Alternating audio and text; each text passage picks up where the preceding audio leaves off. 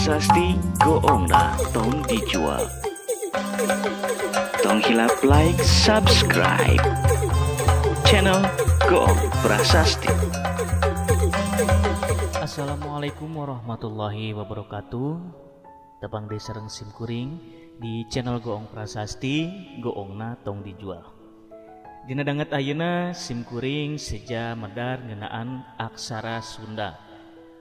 Dina aksara Sunda tangtosna aya sababaraha hal anu kudu diperhatoskeun, di antarana urang kudu wanoh heula kana aksara-aksarana.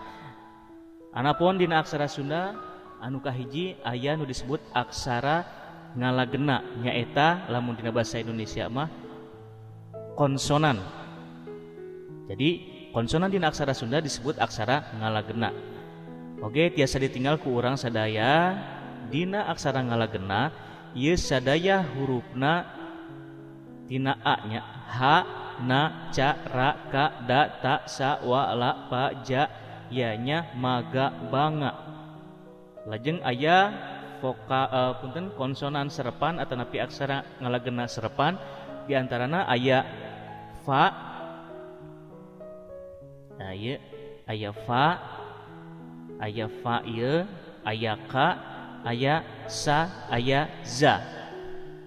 Lajeng saparantosna urang wanoh kana aksara ngalagena ieu atau aksara konsonan, salajengna aya aksara suara atau napi aksara vokal. Di antarana aya 7 dina Sunda, aya a, i, u, e, o, e jeung e. Kade urang ulah pahili antara nyebut e jeung e.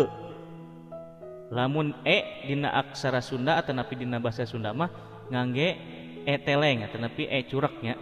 Tah, lamun e nu teu ngangge teleng atau curek disebut e. Lamun pake u disebut e. Lajeng kanggo angka aya 10 di antawisna ta ieu hiji, 2, 3, 4, 5, genep, 7, 8, 9 jeung 0. Salajengna saparantosna urang mikawanoh aksara suara vokal langsung aksara ngalagena jeung angka aya nu disebut vokalisasi. Ieu vokalisasi teh fungsina ngarobah sora-sora nu ieu. Contoh ha. Ha bisa dirobah jadi hi lamun misalkan make panghulu. Di dieu aya pamitelepet aya 13 vokalisasi, di antarana aya panghulu, pamepet, paneuleung, panyecek punten. Lepat ya. Panyecek, aya panglayar, paneleng, panolong, pangwisad, pamingkal, pamaeh, panyuku, panyiku jeung panyakra. Anapun dadaran perkawis cara make vokalisasi yuk urang pedar salajengna. Janten dina vokalisasi atawa dina rarangken dibagi 3. Di antawisna aya vokalisasi atawa rarangken anu ditulis di luhureun aksara Sunda. Contoh sapertos kieu. Aya 5 anu ditulis di luhur, di antawisna nu kahiji aya panghulu, fungsina ngarobah sora a jadi i. Contoh, jadi tadi upamit ieu disebat huruf ka make panghulu, tah di luhureun huruf ka ieu sapertos huruf j alifnya. Ka make panghulu dibaca jadi ki. Tah, ayeuna urang hayang nulis bibi. Contoh, huruf dasarna nyata ba. Jadi dibacana baba. Ayeuna urang cobaan make cara manual alias diejahnya. Mangga urang ejah ba make panghulu dibaca bi. Ba make panghulu dibaca bi. Dibacana jadi bibi. Anu kadua aya pamepet. Fungsina ngarobah sora a jadi e. Jadi upama ieu ka make pamepet dibaca ke. Contoh urang bade nulis cetak. Ca huruf dasarna ca jeung ta. Ca make pamepet dibaca ce. Ce ngahiji ieu tah. Ya. Ca make pamepet dibaca ce, ieu huruf ta dihijikeun jadi cetak. Salajengna aya disebutkeun paneuleung. Paneuleung fungsina ngarobah sora a jadi e. Ieu huruf K upama make paneuleung dibaca ke. Ta ieu lambangna sapertos cakar hayam ya. Contoh urang rek nulis kecap weure. Ieu huruf wa jeung huruf ra. Jadi huruf dasarna wa jeung ra. Wa make paneuleung dibaca we. Ra make paneuleung dibaca re. Dibacana jadi weure. Salajengna aya nu disebutkeun panyecek alias tengah aliasnya mohon punten lepat. Salajengna ieu panyecek ieu fungsina nambahan ang ditungtung. Jadi upama huruf K make panyecek tah ieu buleud di luhur. K make panyecek dibaca kang. Contoh urang rek nulis kecap papang. Jadi aya huruf pa jeung pa. Huruf dasarna papa. Ieu pa. Pa nu ieu pa make panyecek dibaca pang. Dibacanya jadi papang. Salajengna aya panglayar. Fungsina nambahan R ditungtung. Dia biasa huruf K make panglayar dibacana jadi kar. Contoh urang rek nulis kecap layar. La jeung ya kecap punten huruf dasarna la. Lajeng aya huruf ya make panglayar dibaca yar. Jadi dibacana jadi layar. Salajengna aya rarangken anu ditulis sajajar. Di antawisna aya paneleng, panolong, pangwisad, pamingkal jeung pamaeh. Dina paneleng ieu fungsina ngarobah sora A jadi E. Ieu huruf K make paneleng dibaca jadi ke. Contoh urang nek nulis kecap kere. Huruf atawa aksara dasarna nyeta K jeung ra. Ayeuna urang eja hiji-hiji. K make paneleng dibaca ke. Ra make paneleng dibaca re. Dihijikeun jadi kere. Salajengna aya panolong. Panolong nyata fungsina ngarobah sora A jadi O. Lamun ieu huruf K make panolong dibaca jadi ko. Contoh urang rek nulis kecap toko. Ieu huruf ta. Ieu huruf K. Jadi huruf dasarna nyaeta huruf ta jeung huruf K. Taka hayang jadi toko. Kumaha carana urang eja hiji-hiji. Ta make panolong dibaca to. K make panolong dibaca ko. Dihijikeun jadi toko. Oke teu hilap bedana antara paneleng jeung panolong tingali hurufna. Tah lamun paneleng ditulisan di payun, lamun panolong ditulisan di pengker. Lajeng di dia aya huruf Z, aya buntutan ka tukang. Lamun ieu aya buntutan ka hareup. Jadi eta bedana paneleng jeung panolong. Salajengna aya pangwisad. Fungsina nambahan ha ditungtung. Contoh, lamun ieu huruf K make pangwisad dibaca jadi kah. Contoh urang rek nulis kecap sawah. Ieu huruf sa, ieu huruf wa.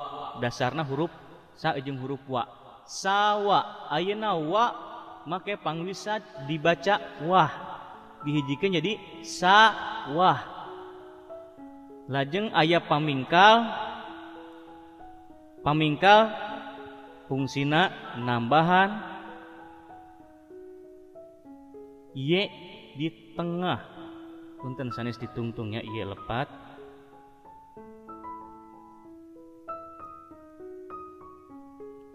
Ya. Ieu nambahan ye di tengah. Jadi lamun ieu huruf K make pamingkal dibacana jadi kia.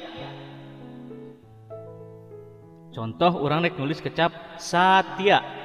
Kecap satya huruf dasarna eta sa jeung ta. Sata. ta make pamingkal dibaca tia, dihijikeun jadi satya. Salajengna aya pamae, fungsina nyaeta maehan sora. Jadi lamun ieu huruf ka dipaehan si huruf a-na jadi ak ya. Tapi ieu diejahna contoh urang rek nulis kecap SMK. Rek nulis singgetan ya. SMK. Jadi huruf dasarna nyaeta huruf sa, ma, jeung ka. Sama ka hayang nulis SMK paehan kabeh. Jadi sebenarnya jadi s am ak ya, tapi ilahar di urang disebutna SMK. Salajengna aya rarangken anu ditulis di handap, di antarana aya panyuku, panyiku jeung panyakra. Fungsi panyuku kahiji nyaeta fungsina ngarobah a jadi u. Contoh ieu huruf ka. Ka make panyuku dibaca ku. Contoh urang rek nulis kecap buku. Huruf dasarna nyaeta huruf ba jeung ka, baka. Ayeuna urang eja hiji-hiji. Ba make panyuku dibaca bu. Ka make panyuku dibaca ku. Dihijikeun jadi buku. Satuluyna aya panyiku. Fungsina ieu nambahan l di tengah. Contoh ieu huruf ka. Ka kulantaran make panyiku dibacana jadi kla. Contoh urang rek nulis kecap celak. Ya ieu rada ribetnya. Soalnya dina huruf lagi dina penulisan lagi urang bakal sapertos kieu manggihna. Ca contohnya urang hayang nulis kecap celak diwangun ku dua huruf dasar nyaeta ca jeung ka.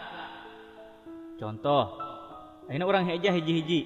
Ca make pa nyiku dibaca celak. Ka dipaehan jadi celak. Urang dihijikeun jadi celak jeung ak dibacana jadi celak. Ya. Sakali deui bisi bingung urang eja sakali deui. Ieu huruf ca ieu jeung huruf ka. Ca make pa nyiku dibaca celak. Ka dipaeh jadi ak dihijikeun jadi celak. Satuluyna aya panyakra, ieu nambahan r di tengah. Contona lamun ieu huruf ka make panyakra di tengah dibacana jadi kra. Ya. Jadi ka make panyakra nulisan di handap dibacana jadi kra. Contoh urang rek nulis kecap cakra. Cakra diwangun kedua huruf dasarnya eta ca jeung ka. Mangga urang ejah ieu ca ka make panyakra tadi dibaca kra. Dihijikeun jadi cakra. Satuluyna aya deui rarangken anu bisa dipake dina vokal. Mung aya 3 di antawisna nu kahiji aya pangwisad. Anu nambahan hak ditungtung dibacana jadi ah. Lamun pake i jadi i. U jadi e jadi o jadi oh nya. Ieu aya pangwisad, nu kadua aya panyecek nambahan ang ditungtung. Jadi lamun a make panyecek dibaca jadi ang. Itu deui i u e o e jeung e. Satuluyna aya panglayar. Fungsina nambahan r ditungtung jadi anu bisa rarangkeun anu bisa dipake dina vokal anu 7 teh mung ieu-ieuna kitu. Urang moal tiasa make panghulu atawa anu sejena lantaran eta mah ngarobah sora a dina vokal dina naon namanya teh dina aksara ngalegena atawa aksara konsonan.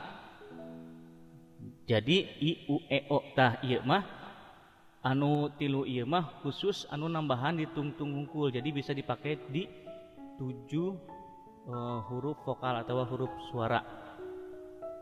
Satuluina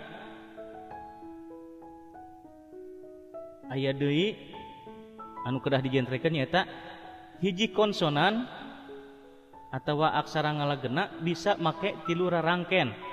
Contoh di dia huruf dasarna ba, cara ngejahna tingali anu di tengah heula ba make panyakra, ieu panyakra dibaca bra, bra ieu aya pamepet ya. Bra make pamepet dibaca bre, bre make panyecek anu panungtung teh dibaca jadi breng. Sakali deui ba make panyakra dibaca bra, bra make pamepet dibaca bre, bre make panyecek dibaca breng. Tah, jadi hiji konsonan bisa make tilu rarangken. Satuluina nulis angka, ieu anu kada diterangkeun nyaeta aya tanda kurung sapertos kieu.